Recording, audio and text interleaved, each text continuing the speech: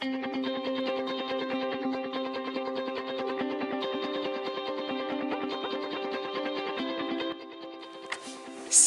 teman-teman, apa kabar di Tebens? Luar biasa, Yesus dahsyat tentunya ya. Ini ibadah online yang kesekian kalinya, udah 4 bulan berjalan ya.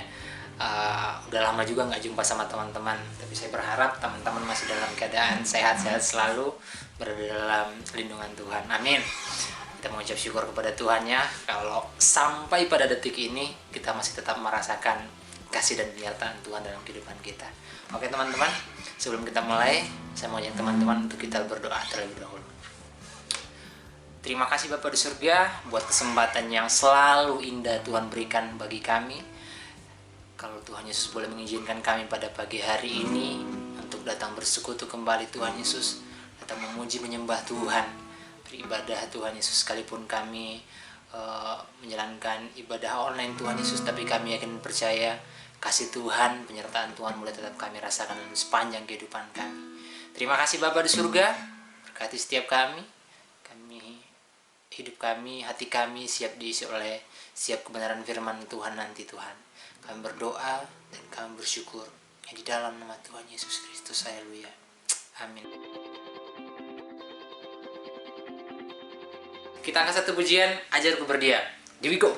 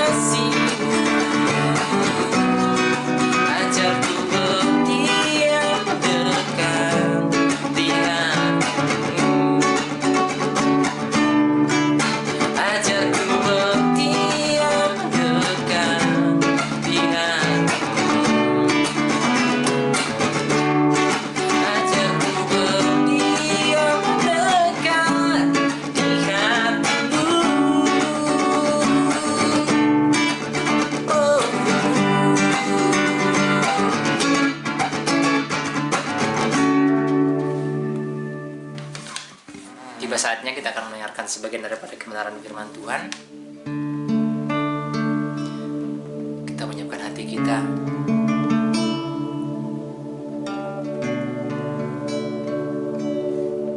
Bukankah satu hari lebih berharga di hadapan Tuhan daripada 1000 hari kita hidup tanpa di luar Tuhan?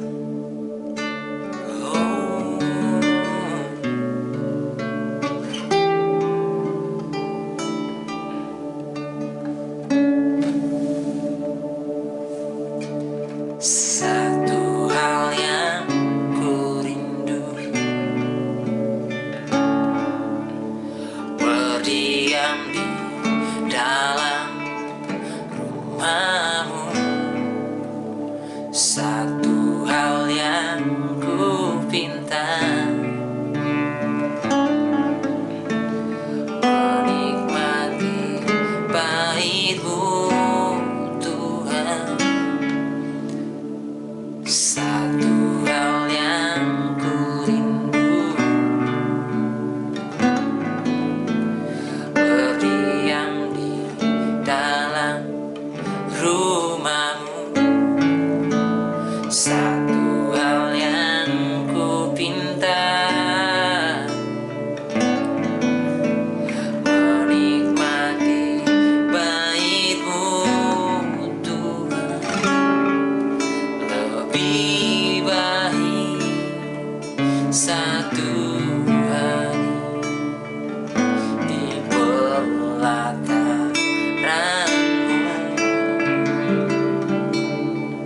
daripada 1000 hari di tempat lain.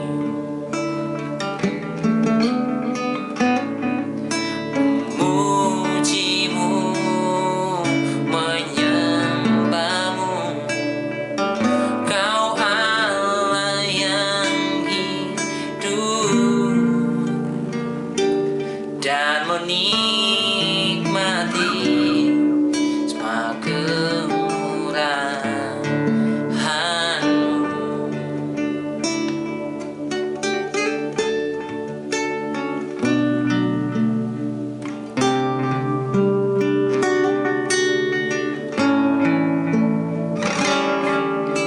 Satu hal yang ku rindu, berdiam di dalam rumahmu. Satu hal yang ku pinta, menikmati baitmu Tuhan. Lebih baik satu hari di pelataranmu daripada 1000 hari di tempat lain.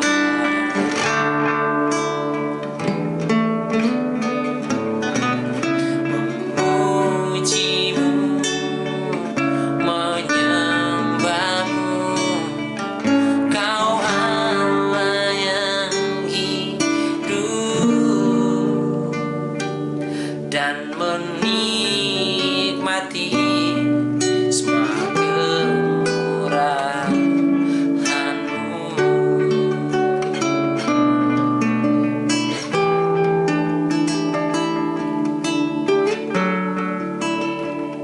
Oh,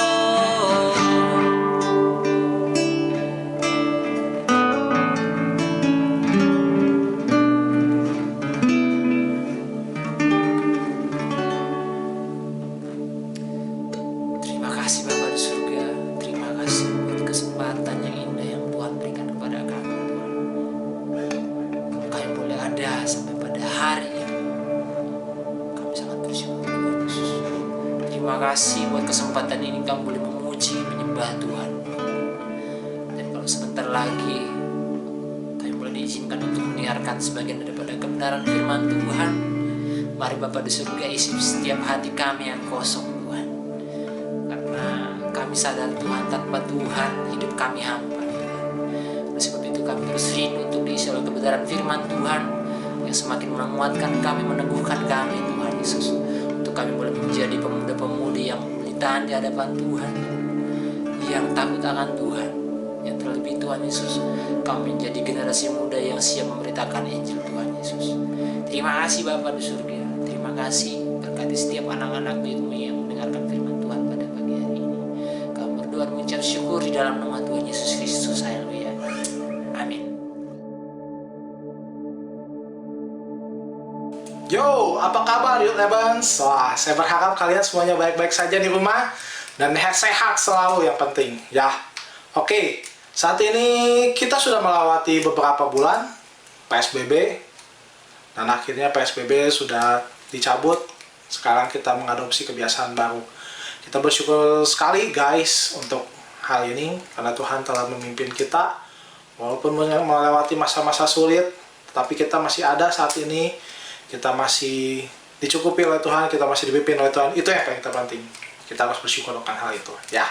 Oke. Nah, selama waktu kemarin kita mengikuti ibadah online, nah yang dari Departemen Youth sendiri sudah menyiapkan tema-tema untuk kalian semua. Kita mulai dari tema yang kemarin yang oleh Koredi dari Filipina. Dia membagikan bagaimana kita bertumbuh dalam masa-masa yang sulit. Kemudian Kak Gali membagikan sedikit kilasan tentang akhir zaman.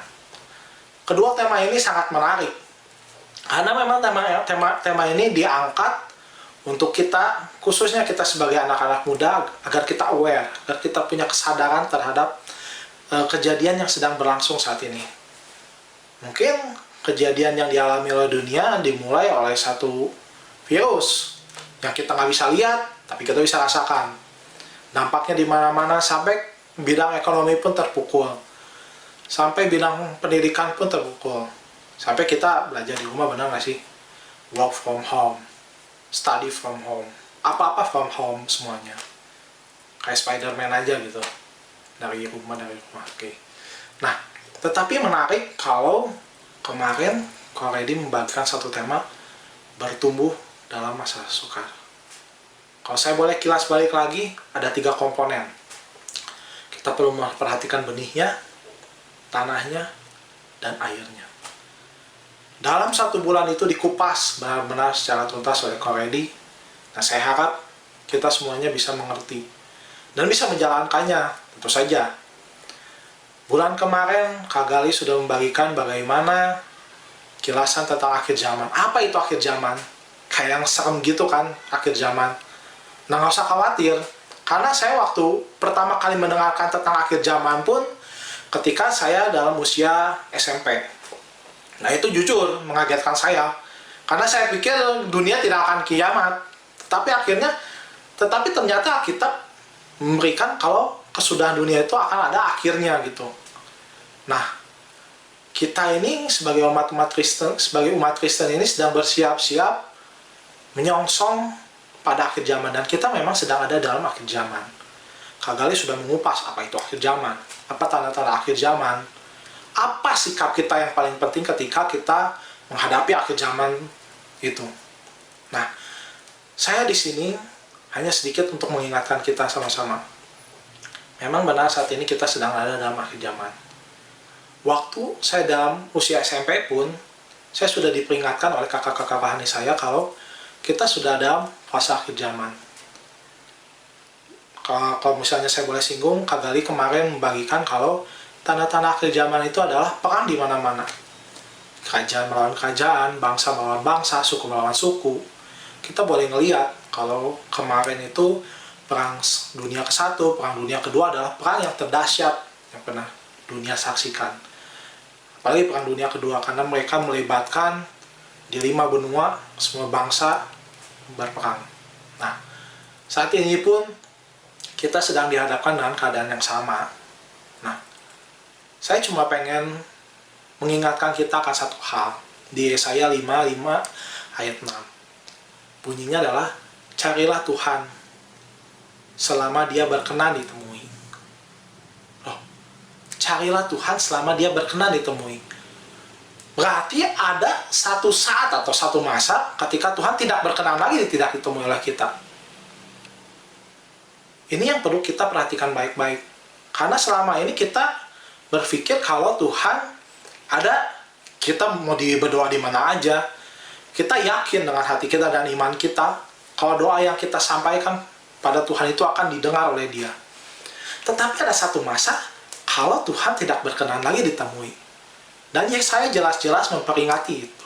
Memperingatkan kita waktu di pasal 55 ayat 6. Carilah Dia selama Dia berkenan untuk ditemui. Karena ada suatu masa, kalau Tuhan tidak berkenan untuk ditemui lagi. Nah, akhir zaman adalah masa tersebut. Kalau dilihat dari tafsiran-tafsiran dari hamba-hamba Tuhan, akhir zaman adalah di mana Tuhan sudah tidak mendengar lagi, tetapi Tuhan melakukan penghakiman untuk kita. Penghakiman yang terakhir. Dan itu bisa kita lihat di kitab Wahyu. Makanya saya mengencourage kalian semua untuk kalian bisa membaca kitab Wahyu juga.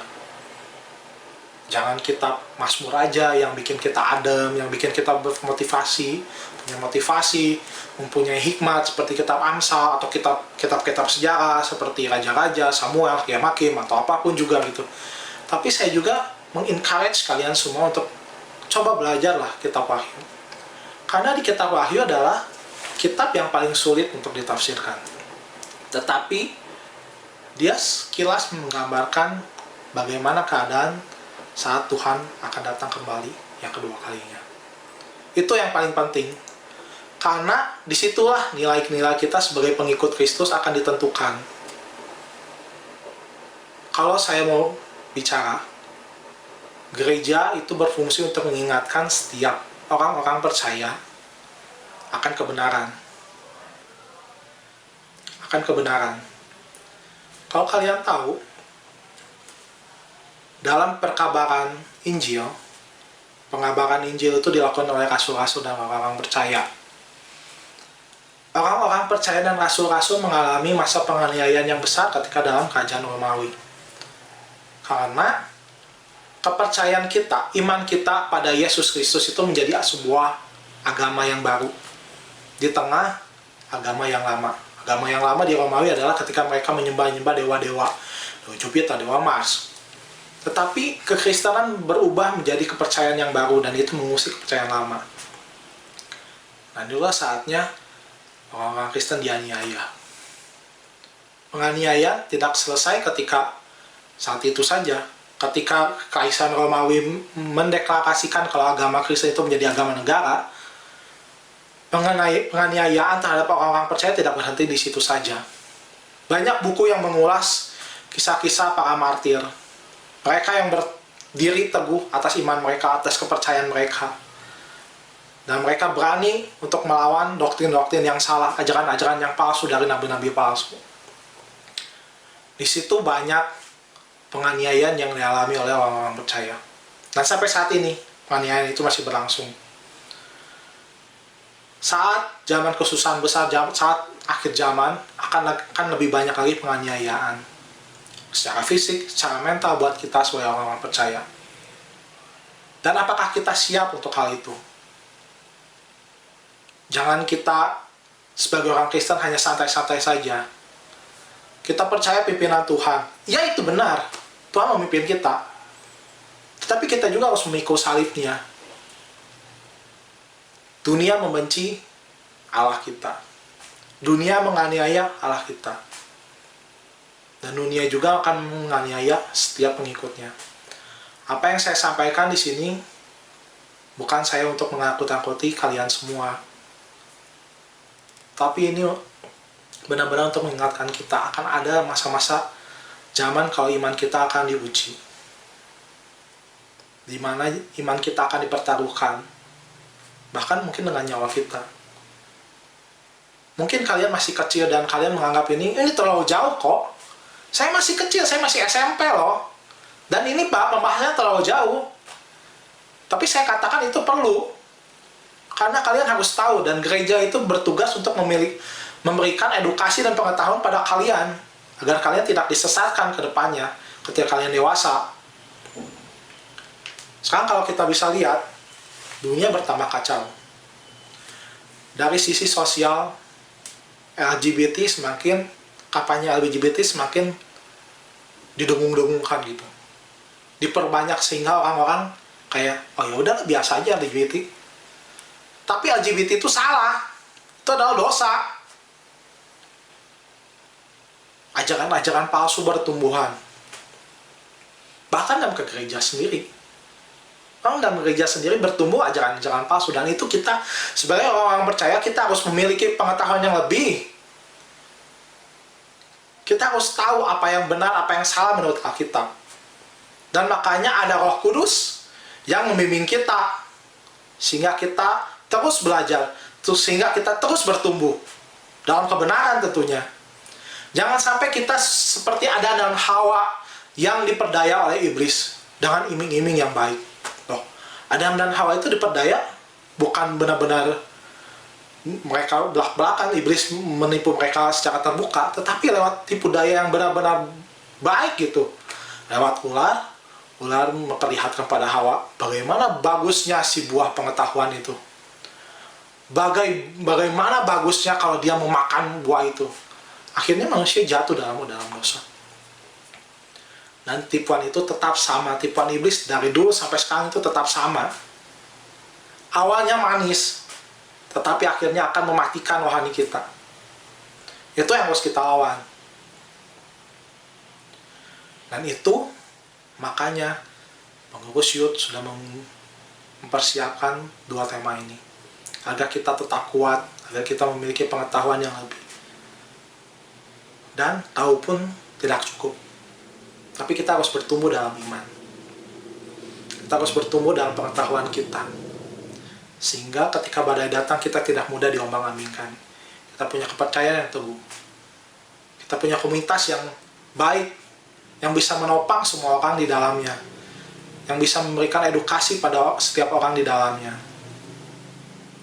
Akhir-akhir ini muncul sebuah berita yang memang udah lama, dari saya SMP udah ada di isu-isunya, tapi sekarang sudah mulai diimplementasikan tentang chip. Kalau kita tahu sekarang kita bertumbuh dari era industri ke era digital, dimana semua informasi apapun kita bisa temukan dalam smartphone. Apapun, tinggal ketik keywordnya di Google, semuanya keluar. Begitu terbuka era ini. Tetapi dengan pertumbuhan teknologi yang pesat pun, kita harus berjaga-jaga. Apa maksudnya kok? Kita mulai. Saat dulu kita bertransaksi dengan menggunakan uang fisik. Ke depan, saat ini kita mulai dimanjakan oleh program-program cashback dari virtual money. Seperti OVO, GoPay, pembayaran semuanya lewat digital, online semuanya. Lewat smartphone kita. Lewat benda yang kecil ini kita bisa mengontrol apapun kehidupan kita. Benar nggak sih? Alkitab di sini. Sarana komunikasi di sini. Sarana pembayaran di sini. Sarana entertainment pun di sini. Semuanya ada di alat perangkat kecil ini. Dan pasti kedepannya akan terus bertambah. Saya waktu usia SMP tidak pernah membayangkan kalau pembayaran bisa seperti kayak gini gitu. Lewat HP tinggal scan, transfer, selesai. Gampang gitu. Kita nggak harus bawa uang banyak-banyak. Apalagi saat pandemi sekarang, uang menjadi sarana perkembangbiakan virus, bener nggak sih? Sarana tular-menular gitu. Nah, saya punya video untuk kalian. Dan saya harap kalian bisa menonton video ini. Dan saya akan jelaskan ke kalian mengapa video ini sangat penting buat kita cermati. Oke? Mari kita tonton videonya. When Elias Brotberger goes to work, he doesn't need ID. And he doesn't need money. In fact, much of what he needs to get through the day is hidden right there, just below the surface, in his hand. You like to touch it? Yeah. Yeah? Oh, weird. Yeah, it's like a grain of rice. Yeah, a grain of rice. Embedded in his hand is a microchip that serves as his keys, his ID, and his wallet. Yeah, it's all in the chip. So I use it like to get around the building. Buy snacks. Yeah, exactly. Let's buy some snacks. So I can't open it. No. Okay. So what I need to do is I need to first blip my chip and it will log me in. And from there I get access to the fridge. Popular TV shows like Black Mirror have imagined chips as part of a dystopian future. Install ingrain procedure with local anesthetic and you're good to go. In Sweden, the microchips are already here. The microchip implants use the same technology that's in contactless credit cards. Which have made cash pretty much obsolete in Sweden. No cash. At this tech fair, a chipping event for those on the cutting edge, merging their hands with this new technology. I thought it would be fun, right? The process is simple and swift. A pinch of the skin, and in a matter of seconds, the chip is inserted. The transformation is complete. As for the pain, I barely felt it. but even in this nation of early adopters, not everyone is racing to get chipped. Feel less human. I will feel like a robot. I mean, it's so much more data can go into this, when it's in your body. There's no central registry tracking how many people are chipped, but biohacker Hannes Wellblood estimates between 5 and 10,000. In the future, do you think everyone is going to be chipped? I think it'll be voluntary, but I am certainly convinced that millions of people will find it very, very valuable to have a smart device under their skin. Human microchipping may be our future, but in Sweden, it's already reality. Sarah Harmon, NBC News, Stockholm. Nah, bagaimana pendapat kalian setelah melihat video itu? Video itu diambil oleh satu media yang terkemuka, NBC namanya, itu media massa terkemuka di dunia, dan mereka meliput tentang penggunaan RFID di Swedia. Nah, chip itu bahasanya RFID ya sekarang, itu dia cuma sebesar butiran beras. Kalau kalian di rumah pasti ngeliat beras kayak gimana satu butirnya. Nah, itu chip itu cuma sebesar itu. Dan nanti kedepannya itu chip itu akan ditanam di tangan kita. Dan kalau kalian lihat di video itu, dia bisa mengakses apapun, keuangan, data-data pribadi kita ada dalam satu perangkat yang kecil itu, dan kita kebawa kemana-mana. Kalau HP bisa hilang, bisa jatuh, bisa rusak. Tapi kalau chip itu tidak akan hilang. Nah, itu pasti lebih gampang gitu. Kita nggak harus bawa banyak perangkat. Mau beli makanan tinggal scan, mau bayar tinggal scan, mau apa-apa tinggal scan, gampang lah pokoknya. Tetapi apa yang perlu kita cermati dalam video ini? Kalau kita buka Wahyu 13, saya akan bacakan pada kalian Wahyu 13 ayat 16. Dan ia menyebabkan sehingga pada semua orang, kecil atau besar, kaya atau miskin, merdeka atau hamba, diberi tanda pada tangan kanannya atau pada dahinya. Dan tidak seorang pun yang dapat membeli atau menjual selain daripada mereka yang memakai tanda itu, yaitu nama binatang itu atau bilangan namanya. Yang penting di sini ialah hikmat. Barang siapa yang bijaksana, baiklah yang menghitung bilangan binatang itu. Karena bilangan itu adalah bilangan seorang manusia, dan bilangannya ialah 666. Di kitab Wahyu, kalau kalian lihat di Wahyu pasal 13 ini ada sebuah ilustrasi yang diceritakan oleh Yohanes. Ada dua binatang yang keluar dari laut dan yang keluar dari dalam bumi. Binatang yang terakhir yang keluar dari dalam bumi ini saya nggak tahu apa artinya. Tapi yang jelas di ayat 16 itu dijelaskan kalau dia akan memberikan tanda pada semua manusia di tangan kanan atau di dahinya. Dan semua manusia tidak bisa transaksi tanpa tanda itu. Kaya atau miskin, besar atau kecil orangnya, statusnya sosialnya tinggi atau rendah sekali, tanpa tanda itu mereka tidak bisa melakukan transaksi jual beli. Dan bilangan itu adalah bilangan 666 atau 666. Kalau kalian lihat di Google, bilangan 66 itu adalah bilangan yang menggambarkan seorang antikris. Antikris itu apa? Antikris itu adalah antikristus. Dia adalah orang yang berkebalikan dengan sifat-sifatnya Kristus. Dia seorang manusia yang ingin tinggikan dirinya selevel dengan Tuhan. Antikristus itu akan muncul pada akhir zaman. Dan Tuhan akan melakukan penghakiman terakhir pada orang-orang yang murtad istilahnya. Orang-orang yang biadab, orang-orang yang jahat. Istilah penghakiman terakhir akan dilaksanakan. Nah, tanda-tanda ini sudah dekat. Selama ini, setiap hamba Tuhan menganggap RFID ini adalah implementasi dari Wahyu 13 ayat 16. Karena dia emang harus ditanam di badan, di tubuh manusia. Nah, tadi kita udah lihat di video itu, dia bisa melakukan transaksi apapun. Kita nggak tahu ke depannya dunia seperti apa. Kita nggak tahu ke depannya keadaan orang percaya seperti apa. Tapi di sini saya mau membagikan kalau Tuhan selalu ada untuk kita. Nah, selama Tuhan masih ada untuk kita, selama Tuhan masih berkenan untuk kita, perbaikilah ibadah kita. Bukan ibadah di gereja ya. Karena di gereja kita cuma ketemu seminggu sekali. Apalagi PSBB kita nggak bisa ketemu di gereja. Jadi perbaikilah ibadah kita di rumah. Apa maksudnya perbaiki ibadah kita di rumah? Berbanyaklah waktu kalian dengan Tuhan. Dan ini adalah peringatan bukan buat saya, bukan buat kalian sendiri. Tapi saya juga diingatkan akan hal ini. Kalau kita punya waktu untuk bersekutu pada Tuhan, lakukanlah. Sehingga kita bisa kita bertumbuh dalam masa-masa yang sukar ini, masa yang tidak penuh kepastian ini. Kita harus bertumbuh sebagai orang Kristen dan kita menjadi garam dan terang dunia. Kita masih banyak kajian-kajian tentang akhir zaman, tetapi inilah yang harus saya sampaikan pada kalian sehingga kalian mengerti akan keadaan saat ini. Kalau kita sudah benar-benar memasuki babak akhir zaman. Saya punya cerita.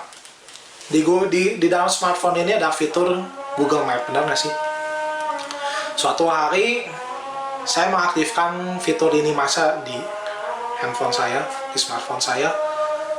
Nah, si Google Map itu merekam jejak saya. Kemanapun saya pergi, saya makan di mana, saya parkir di mana, itu terekam. Sampai akhirnya saya kaget waktu bulan depannya, perangkat kecil ini tahu saya pergi kemana aja, saya singgah kemana aja, dan berapa lama saya ada di tempat itu. Zaman udah begitu canggih. Teknologi memang harus kita manfaatkan, tapi kita manfaatkan untuk kemuliaan nama Tuhan. Sama seperti ini. Kita punya sarana multimedia dan kita harus pergunakan itu untuk menyebarkan berita baik, berita keselamatan buat teman-teman kita. Tetapi berita buruknya juga, teknologi bisa dipergunakan loh untuk kegiatan jahat itu, untuk tujuan jahat. Di sini kita harus bijak sebagai anak-anak muda. Kita harus tahu kemana arahnya, kedepannya kita akan menuju kemana gitu. Dan saya berharap kalau ini akan membuka mata kita sama-sama. Kita mau baca di Mazmur 1.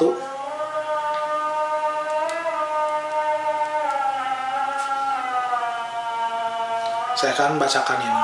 Mazmur 1 ayat 1 sampai 6. Berbahagialah orang yang tidak berjalan menurut orang fasik, menurut nasihat orang fasik, yang tidak berdiri di jalan orang berdosa, dan yang tidak duduk dalam kumpulan pencemooh.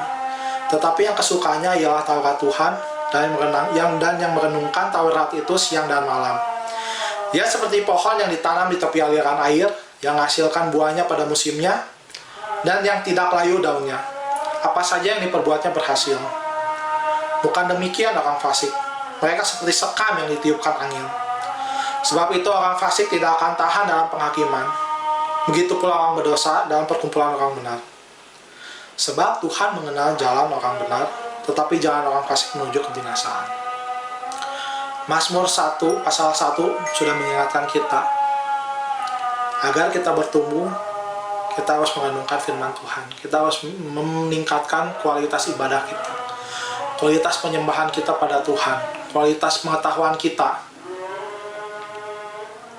Peliharalah iman kalian dalam masa-masa sulit ini, sehingga kita bisa sama-sama bertumbuh dan kita sama-sama boleh menjadi kemuliaan buat Tuhan. Tuhan memberkati kalian semuanya. Bapak, kami bersyukur Tuhan untuk waktu yang kami boleh lewati saat ini Tuhan, di masa-masa sulit ini. Kami boleh merasakan penyertaan Engkau lewat pertolongan yang sekecil apapun, kami boleh merasakan hal itu ya Bapak. Kami bersyukur Tuhan kalau kami boleh mengenal Engkau sebagai juru selamat kami, dan kami bersyukur kalau Engkau mau mati untuk dosa-dosa kami Tuhan. Saat ini Tuhan, izinkan kami untuk membuat komitmen baru Tuhan. Oh, kami akan sungguh-sungguh Tuhan mengikuti Engkau ya Bapak. Sehingga kami boleh masuk ke dalam perkumpulan-perkumpulan orang benar ya Bapak. Tolong berkati anak-anak-Mu yang masih muda ini. Jalan mereka masih panjang Bapak. Pemahaman mereka harus terus diperbaharui setiap saat. Berikan mereka hikmat, urapan yang padamu, Roh Kudus yang akan membimbing mereka pada jalan yang benar. Sehingga kami saatnya, kami boleh didapati setia di hadapan-Mu Tuhan. Kami bersyukur untuk waktu yang Kau berikan pada kami saat ini. Terima kasih ya Bapa. Nama Tuhan Yesus kami berdoa, amin. Tuhan Yesus memberkati kalian semua.